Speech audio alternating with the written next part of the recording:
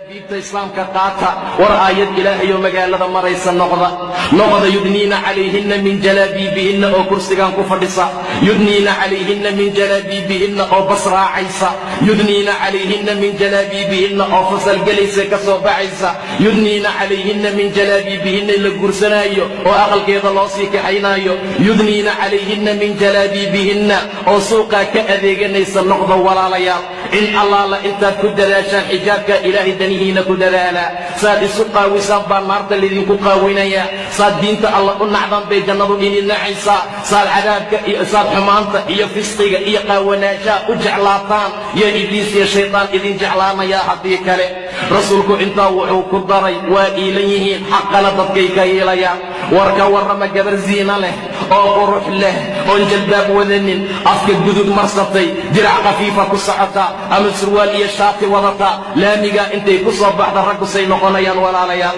soo ma arkin 7 jeer inay gadaal idin soo eegayaan soo ma arkin inay idin fiirinayaan waa maa'ilaat way iilan yihiin dadkiina xaqay ka iilayaan war sabab ha u noqonina ragga inay cadaab galaan